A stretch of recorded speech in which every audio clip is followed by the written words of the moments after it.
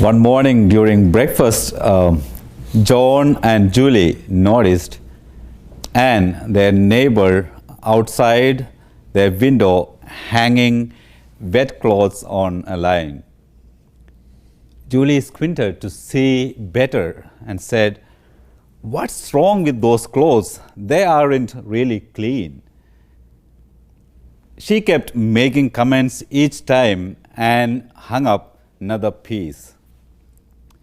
A few days later, when she saw clothes on the line, she said, "Somebody must have taught Anne how to wash because they are clean now." John responded, "Oh, Julie, it wasn't Anne's clothes, but our windows that were dirty. I cleaned them this morning."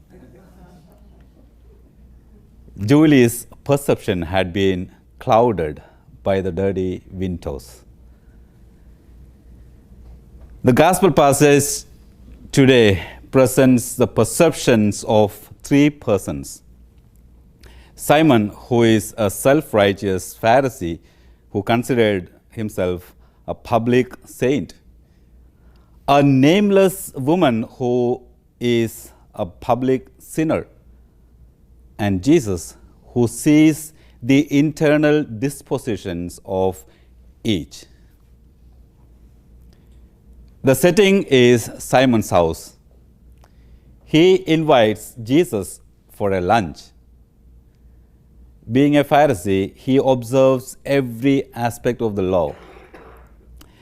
In fact, his social reputation as a public saint depended on those laws. His clothing and the entire setting are in perfect order. But the reputation and the perfect order are now at peril with the presence of a nameless woman whose identity is public sinner. Simon watches the woman at the foot of Jesus from the perspective of a mind already clouded by preconceptions. The woman has broken through the crowd with a flask of alabaster ointment. She is induced by the compassionate gaze of Jesus and responds with tears of gratitude flowing from her delighted heart. She bathes his feet with her tears, gently wipes those tears with her most nurtured, long, dark, thick hair, and anoints them with the alabaster ointment. This public act indicates that she is no longer a public sinner.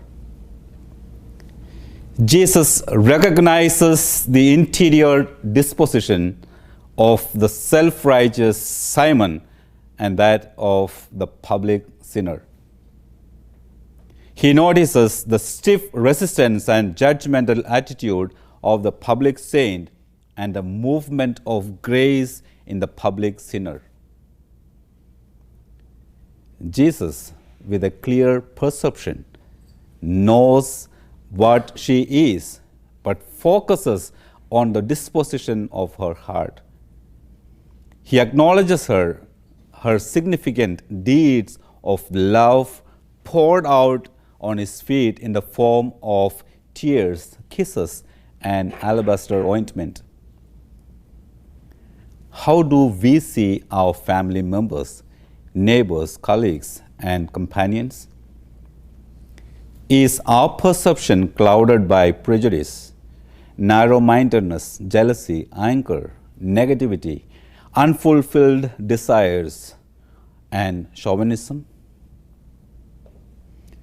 Can we take a moment today to check our perceptions?